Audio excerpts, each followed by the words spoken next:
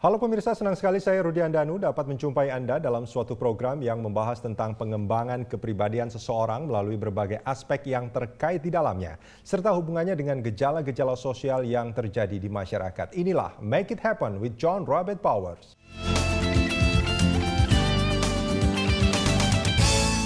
Dalam pembahasan sebelumnya, kita sempat menyinggung sikap berani bermimpi sebagai salah satu sikap penunjang keberhasilan. Namun sejauh mana kita sanggup menghadapi kegagalan sehingga kita mampu meraih keberhasilan di masa depan. Untuk membahas hal ini lebih lanjut, di studio telah hadir Andrew Ardianto, Curriculum Director John Robert Powers, dan juga Muhammad Riyandi atau sering juga dipanggil Dimas, salah satu alumnus dari John Robert Powers. Apa kabar Dimas? Mas Andrew? Luar biasa. Luar biasa ya. Pokoknya ceria terus kita. Betul. Ya. Oh, iya. Mendung di luar tapi hati tidak boleh ikut mendung. Tidak boleh mendung ya, tidak boleh galau ya. Harus semangat ya. Iya. Oke.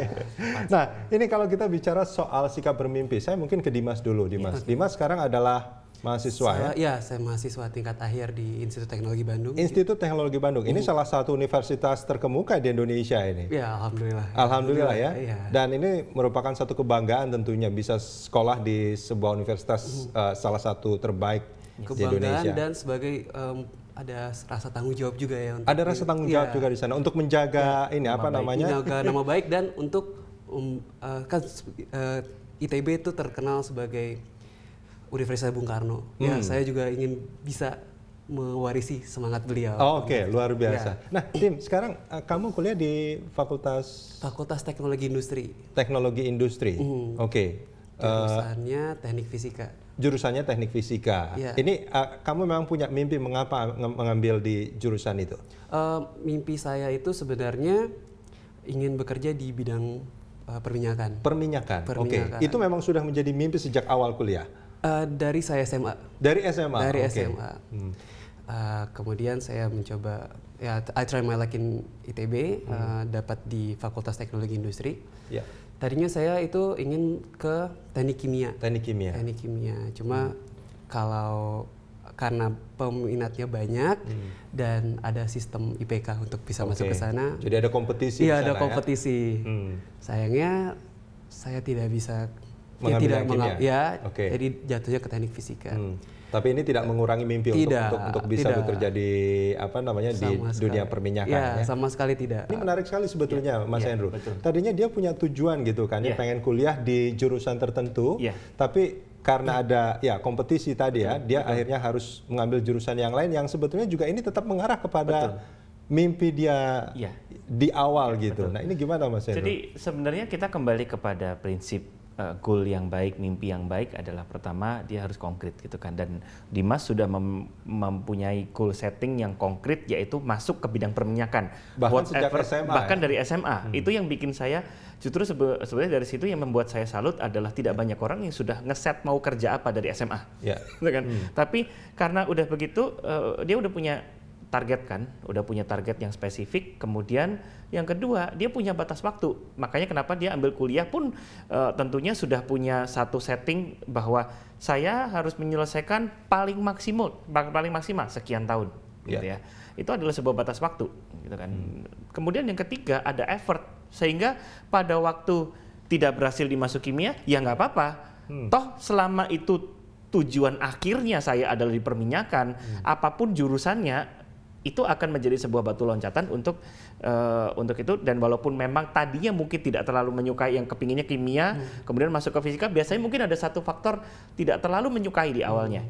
Tapi ada effort, ada usahanya untuk dia menyukai, dan sekarang malah justru melihat dari sisi broader point of view gitu kan, yang lebih luas. Ya, Dimas memang seperti itu ya. Artinya tadinya pengennya ke kimia tapi sekarang ke fisika, sempat ada rasa tentunya awal-awalnya saya agak kecewa. Tapi ya setelah saya pelajari lagi, this is interesting. This is interesting and I can saya bisa lebih maju juga menyukai dengan apa yang dipelajari sekarang. Bahkan ini sudah semester keberapa? Sekarang saya semester 9. 9 ya, udah akhir ya? Iya, sudah. Udah sebentar lagi akan jadi sarjana. Nah, Dim, kalau Anda melihat ini kan sebetulnya seperti yang Mas Andrew bilang tadi, nggak banyak juga orang punya mimpi sejak SMA. Saya juga lupa, kayaknya saya juga waktu SMA belum bermimpi pengen jadi wartawan seperti itu. Baru setelah kuliah gitu. Nah, bagaimana Anda bisa berani bermimpi? Pokoknya saya akan bekerja di bidang tertentu gitu. Kebetulan ayah saya bekerja di Chevron, di perusahaan minyak. Dan saya sejak kecil berada di lingkungan seperti itu. Ya, saya melihat ininya, ya mungkin dari kacamata anak SMA ya, wah ini hidupnya asik nih, ininya semua fasilitas terjamin. Dan saya juga kebetulan menyukai bidang technical. Karena kan ya much exploring. Ya udah saya. Iya, kan itu dunia perminyakan kan dunia yang penuh tantangan juga. Dan masuk ITB juga itu banyak tantangan juga. Gitu. Ini pokoknya bisa menetapkan mau kerja di sana dan masuk universitas salah satu terbaik di Indonesia ini, itu gimana effortnya itu bisa kayak gitu? Pernah berpikir bahwa ini pasti sulit nggak? Semua itu relatif ya. Cuma selama kita ada keinginan, ada jalannya.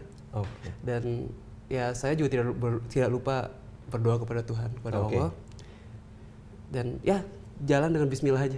Jadi ada usaha di sana dan juga berdoa dan pasrah gitu ya. Ini menarik sekali ya Mas Andrew. Ini memang seperti yang pernah kita bahas ya. Pada ujungnya adalah memang apa? Faktor Tuhan Faktor itu Tuhan sangat mempengaruhi. Gitu ya. Jadi pada waktu tugas kita sebagai manusia adalah melakukan yang terbaik dari kita, gitu kan. Dan pada akhirnya nanti Tuhan juga yang akan membuka jalannya buat kita. Kalau memang kita benar-benar serius di situ dan ternyata itu adalah life calling kita, ya pasti akan dibukakan. Walaupun mungkin ada kendala-kendala, ada kesulitan yang harus dihadapi, gitu kan. Jadi dan itu sebenarnya apa yang dilakukan Dimas itu malah tanpa seringkali kita sadari membuat kita jadi mempermudah sebetulnya. Kenapa? Udah mikirnya dari SMA, jadi kuliahnya juga nggak usah pusing-pusing dalam arti nyari jurusan yang tepat gimana gitu kan. Kemudian satu effortnya adalah memasuki sebuah universitas yang memang termasuk salah satu yang terbaik di Indonesia. Saya yakin ada satu effort untuk belajar untuk mencapai sebuah titik tertentu sehingga memiliki kualifikasi sedemikian bisa masuk ke dalam universitas tersebut. Itu kalau boleh tadi ada sebuah peribahasa yang seperti Dimas katakan, there is a will, there is a way gitu dalam bahasa Inggrisnya.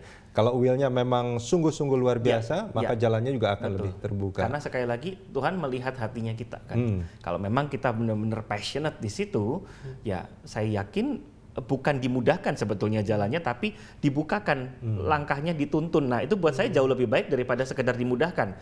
Karena pada kalanya Tuhan akan menuntun kita kepada jalan-jalan yang kayaknya susah.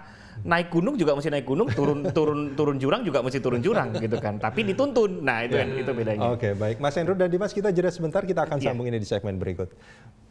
Pemirsa jangan kemana-mana, Make It Happen with John Robert Powers akan kembali sesaat lagi.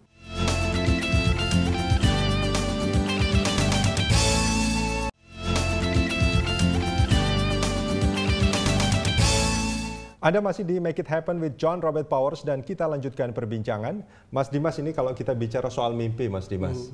Mas Dimas ini udah punya mimpi sejak SMA untuk meraih tujuan-tujuan mau kemana gitu ya. Nah kalau menurut Mas Dimas, kalau kita nggak punya mimpi, mungkin nggak sih kalau kita bisa sukses berhasil dalam hidup? Mungkin sekali. Sangat mungkin. Kenapa tidak mungkin? Jadi ada faktor luck di sana. Saya melihatnya lebih ke mimpi itu tujuan visi akhir ya. Tapi kita tuh sebagai manusia tentunya punya visi jangka pendek. Jadi misalnya pengen, ya secara yang paling gampang saya sebagai mahasiswa, ya saya pengen cepat lulus. Ya. Dan Tuhan juga tidak tidur. Jadi Tuhan itu memberi kita semacam milestone yang ya peluang-peluang kecil yang bila kita bisa berkontemplasi, itu merupakan salah satu pembuka ke mimpi yang mungkin kita akan punyai di kemudian harinya. Kadang-kadang misalkan gini, Dimas sudah punya mimpi pengen kerja di dunia perminyakan, tapi waktu pas di ITB nih, karena Dimas berprestasi ditawarkan kerjanya di bank misalnya. Nah, bagaimana nih Dimas akan menyikapi hal itu gitu? Kalau begitu, ya I'll try my luck. I'll try my luck. Akan mencoba hal itu. Tapi saya akan berusaha dulu sebisa saya untuk ke end goal saya dulu. Jadi misalnya saya pengen ke perminyakan, saya coba ke perminyakan. misalnya tidak bisa di sana, semua jalan yang menuju ke sana tertutup, dan ini ada jalan ke dunia perbankan yang dibuka. Ya why not?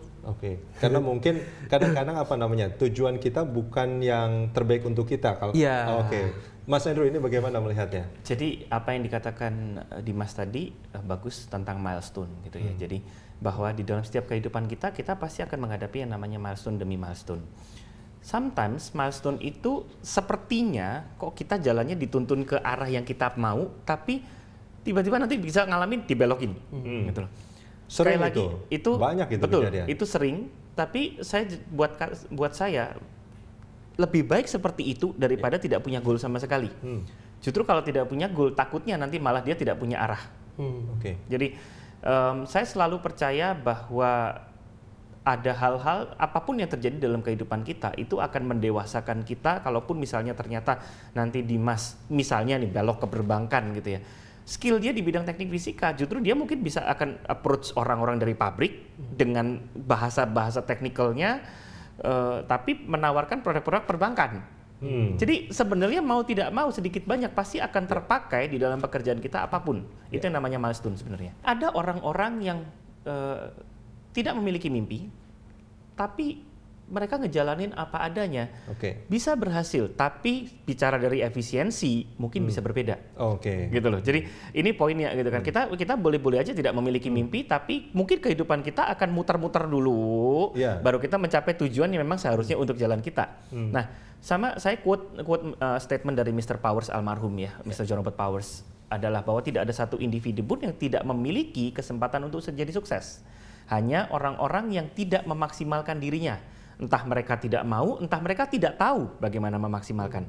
Nah, justru sebenarnya dari sini kita bicara tentang apapun yang kita lakukan. Kalau kita melakukan, ada peluang-peluang di luar mimpi kita, pada akhirnya itu akan melatih kita. Kemarin kita belajar tentang sikap pembelajar.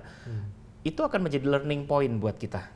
Dan learning point itu selalu baik. Akan menjadi apa namanya, awalan dari dari banyak langkah yang kemudian akan mendewasakan kita, akan membuat kita pada akhirnya akan menjadi sebuah wawasan yang pasti akan membantu kita melihat dari berbagai aspek. Untuk mencapai apa yang sudah Dimas lakukan sekarang, selain kuliah, Dimas ada kegiatan lain? Saya aktif di himpunan teknik fisika. Kemudian saya juga tergabung di ISEC, jadi itu semacam International Organization, Student Organization. Dan saat ini juga saya lagi sibuk di Abang None. Di Abang None, ini banyak sekali. Ini baru mahasiswa, kegiatannya banyak benar. Nah ini, Dim, pernah nggak sih, ya kalau saya lihat, kalau dari perjalanan tadi Dimas pengen kemana, terus sudah mencapai ITB, berhasil. Tapi pengen ke kimia, tapi nggak berhasil gitu kan ya. Ada kendala-kendala, ada hambatan-hambatan di sana sebetulnya. Nah, mungkin di kegiatan-kegiatan yang lain juga banyak menemukan kendala-kendala dalam. Nah, ini bagaimana Dimas menyikapi hal itu? Saya ambil contoh yang di Abang None ya. Jadi saya sebenarnya tahun lalu tuh sudah ikutan di Jakarta Pusat, sudah jadi finalis. Tapi saya juga keterima di ConocoPhillips untuk kerja praktek.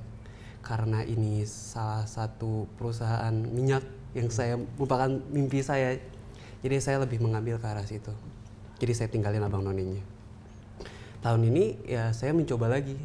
Kebetulan saya diajak sama teman-teman saya sama finalis tahun lalu. Alhamdulillah setelah melewati berbagai macam karantina, saya bisa mewakili Jakarta Pusat di DKI, dan di DKI juga alhamdulillah mendapatkan selempang ya. Selempang itu tandanya apa ya? Tandanya itu adalah diakui ya, penghargaan. Di sana artinya ada upaya yang tidak putus asa, tidak putus di sana yang dilakukan oleh Dimas. Mas Andrew. Ya.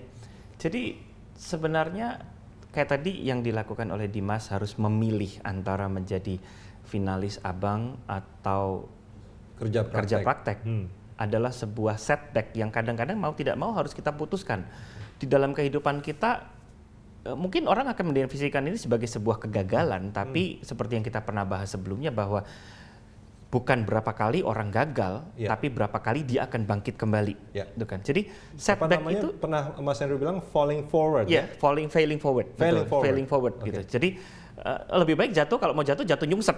Misalnya kan begitu, daripada kita jatuh telentang. Nah, ini yang dilakukan oleh Dimas, bahwa ini adalah sebuah setback yang akan justru membuat dia, oh ya, what did I learn from this experience? Dan akhirnya tahun ini nyoba lagi, nggak ada salahnya nyoba lagi. Kalau misalnya pun ternyata ada prioritas lain yang harus diprioritaskan, ya saya katakan mungkin tahun depan Dimas akan mencoba lagi kalau memang ada kesempatannya. Jadi selama kita masih diberikan kesempatan itu, tidak ada pernah kata berhenti untuk mencoba. Pada akhirnya akan menjadi sebuah pembelajaran. Ya, Mas Andrew, biasanya apa sih yang menjadi penghambat keinginan kita untuk untuk mengejar keinginan kita, membuat kita jadi jatuh, bahkan jatuh lagi gitu. Biasanya apa yang menjadi penghambat? Jadi apa yang akan menjadi penghambat? Yang pertama, justru sebenarnya penghambat itu lebih banyak bukan dari eksternal, tapi dari diri kita sendiri. Bukan dari eksternal. Justru bukan dari eksternal gitu. Karena gini, seringkali adalah yang pertama karena ya kitanya nggak mau bangun lagi. Itu pertama. Putus asa gitu kan, ya udahlah nanti juga paling kalah lagi gitu, udah apatis gitu kan. Yang kedua adalah dia tidak belajar, udah bangun nggak belajar apa-apa, jatuhnya di tempat yang sama, kesandung lagi gitu. Jadi dia tidak memiliki mental pembelajar. Itu yang akan membuat, jadi mau tidak mau sebenarnya apapun yang terjadi, hambatan apapun yang harus kita hadapi, kita harus jadi orang yang peka. Apakah ini hambatan yang memang akan menjatuhkan saya, atau justru hambatan ini kalau saya berhasil atasi akan membuat saya naik. Baik.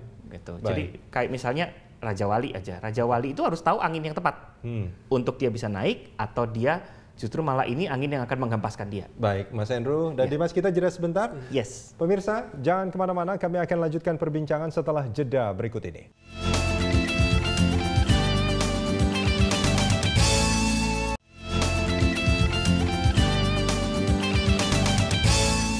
Anda masih di Make It Happen with John Robert Powers, dan kita lanjutkan perbincangan. Mas Andrew, ini kalau tadi kita bicara soal kita jatuh, bahkan terus jatuh lagi, itu yang menjadi penghambatnya tadi ada putus asa ya, setelah jatuh nggak mau bangun. Betul. Terus yang kedua adalah setelah jatuh bangun tapi nggak belajar apa-apa. Dia nggak belajar apa-apa. Betul. Ada kayak dia nggak belajar apa-apa karena dia memang nggak bisa belajar apa-apa, atau sebetulnya dia tuh pintar tapi keras kepala sebetulnya, Mas Andrew? Bisa dua-duanya sih. Bisa dua-duanya. Jadi antara dia tidak belajar apa-apa karena memang dia tidak tahu kesalahannya di mana.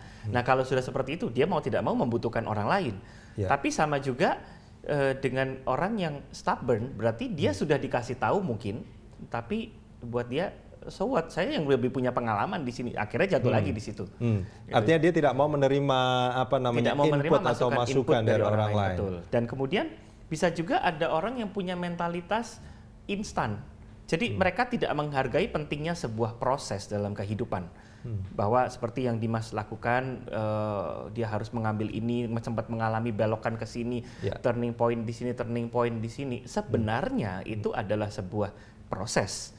Kalau kita berusaha, kalau Tuhan yang mengizinkan kita berakselerasi dalam proses itu kedaulatan Tuhan. Tapi kalau Tuhan izinkan kita melewati semua proses ini tanpa akselerasi pun, jangan mencoba mengakselerasi. Itu namanya cari gara-gara. Kenapa? Karena pasti ada satu planning untuk membuat kita sama seperti kopi gitu kan. Kopi yang tidak diolah dengan baik, ya mungkin kita sudah terbiasa minum yang instan, kita nggak pernah memikirkan seberapa susahnya mengolah kopi yang baik. Baik. Gitu. Kemudian, Dimas punya pendapat soal ini? Untuk serba instan. Iya, enggak. Artinya kalau kita misalkan jatuh terus putus asa, ya itu menyebabkan salah satu kita tidak akan pernah sukses gitu. Atau tadi seperti Mas Andrew katakan, ini tidak mau menerima input atau masukan dari orang lain, ini keras kepala. Saya justru input itu saya cari. Input justru dicari? Saya cari karena kita nggak bisa melihat diri kita sendiri kan. Jadi kita perlu melihat kalau dalam sistem kontrolnya nih, itu ada feedback. Closed loop feedback. Kalau tidak ada ini, ya kita nggak tahu apa yang mau dikontrol. Artinya feedback menurut Dimas ini sangat penting untuk keberhasilan. Sangat penting. Ya, Mas Andrew gimana? Ya, jadi benar bahwa feedback dari orang itu akan membantu kita mengevaluasi, gitu kan. Jadi kita bisa lihat dari cermin, tapi kadang-kadang cermin itu bias. Dan untuk membuat cermin ini jadi tidak bias, kita harus tanya kepada cermin-cermin yang lain, yaitu orang lain, gitu kan. Jadi bahwa mereka, bagaimana respon mereka terhadap kita sebenarnya adalah merupakan result dari bagaimana respon kita sebelumnya. Kayak contohnya kita bilang, pernah kita katakan bahwa hukum yang saya percaya adalah give and take, bukan take and give, gitu kan. Kalau kita mau dihargai, jadi harus memberi dulu. Iya, kita harus belajar menghargai dulu. Nah, tapi kalau kita sampai tidak dihargai, berarti pertanyaannya, sudahkah kita menghargai orang? Nah, itu evaluator sebenarnya. Jadi jangan meminta kok kita nggak dihargai, tapi berpikir kita sudah menghargai orang belum. Itu yang pertama harusnya dilakukan. Jadi give-nya dulu. Mas Dimas, ini kalau kita bicara soal, tadi Mas Dimas ingin bekerja di bidang perminyakan. Ini mau apa sih di sana gitu? Mau jadi apa di sana? Di dunia perminyakan itu apa yang ingin Dimas lakukan di dunia itu? Jadi saat ini krisis di dunia itu ada dua, itu energi sama pangan. Indonesia sebagai negara yang sedang berkembang, kebutuhan energinya itu cukup tinggi, dan untuk saat sampai 20 tahun ke depan itu minyak bumi itu masih primadona. Endpoint saya sebenarnya itu lebih ke bagaimana saya bisa berkontribusi untuk energi Indonesia. Jadi sebetulnya nggak cuma dari minyak bumi aja, karena sekarang perusahaan energi alternatif seperti itu. Perusahaan-perusahaan minyak di dunia pun sebenarnya sudah mulai shifting. Seperti Chevron sudah mulai bergerak di geothermal, terus Total sudah ke arah solar energy. Jadi kan kalau misalnya saya langsung terjun itu nggak mungkin juga. Kita perlu pengalaman, perlu ada orang-orang yang jauh lebih senior yang ilmunya lebih banyak ya. Karena itu saya lebih artinya ada proses panjang yang akan Dimas lalui kan. Tapi juga ada pendapat nih Dimas bahwa generasi Dimas sekarang ini adalah generasi-generasi yang pengennya itu serba cepat gitu, serba instan seperti itu. Benar nggak sih? Mungkin karena sekarang kita lebih ke semua serba digital. Kecepatan digital itu kan elektron informasi ya. Electronics ya, dalam skala elektron itu memang sangat cepat. Jadi mungkin cenderung kelihatannya tuh serba instan. Padahal sebenarnya nggak juga sih. Nggak juga ya? Nggak juga. Karena mungkin kalau dibandingkan dengan generasi-generasi yang terdahulu di mana semua belum serba digital, semua informasi belum bisa didapat secepat sekarang, itu mungkin kelihatan instan. Tapi saya mengalami enggak juga. Baik. Mas Andrew, tanggapannya soal ini? Jadi sebenarnya tergantung bagaimana kita menyikapinya, gitu kan. Jadi bahwa ini kayak tadi saya katakan, ini adalah faktor eksternal, gitu kan. Sama seperti misalnya government regulation atau apapun, itu semuanya adalah faktor eksternal. Tergantung bagaimana kita menyikapinya dengan wawasan yang matang. Jadi kalau yang dikatakan Dimas tadi serba digital, memang benar. Kita basically mau cari informasi apapun tinggal buka internet and we'll find the information. Tapi apakah kita mau mengolah informasi itu dengan dewasa atau tidak, itu kembali kepada pilihan kita. Seseorang akan mengalami yang namanya generasi instan atau tidak, itu tergantung dari bagaimana dia menanggapi teknologi yang ada. Justru kalau saya pribadi gitu kan, buat saya teknologi dengan teknologi sekarang ini harusnya membantu kita untuk menjalani proses dengan lebih nyaman tanpa harus merasa kendala kayak dulu, misalnya cari informasi mesti jalan ke library kayak atau mungkin ada beberapa orang yang harus melakukan riset, nyari bukunya aja, cari judul buku aja susahnya bukan main gitu ya. Sekarang tinggal buka internet, kita bisa nemu buku referensi tentang ini sudah ready. Baik. Sama seperti saya mungkin ya, ini kesimpulan kecil aja Mas Andrew, saya wartawan, saya pengen jadi chef, tinggal buka online, saya pengen jadi pengen masak apa, masak apa gitu, tinggal dibuka sudah ada gitu resepnya ya. Dan ada orang-orang yang cukup generous istilah saya memberikan resep-resep itu kepada kita. Pertanyaannya, kita mau jadi chef yang handal atau tidak? Kalau cuma sekedar jadi koki di rumah, ya basically ngikuti resep itu aja udah cukup. Tapi kalau kita mau jadi chef yang handal, kita harus bisa improvise, kita harus bisa menanggapi secara dewasa. Ada effort lebih di sana. Ada effort lebih, tetap pada akhirnya ada effortnya. Intinya adalah memang bagaimana kita menyikapi itu semua, Mas Andrew. Betul. Baik, Mas Andrew dan Dimas, terima kasih banyak sudah di John Robert Powers. Ya, pemirsa, mari kita simak beberapa tips dari John Robert Powers berikut ini.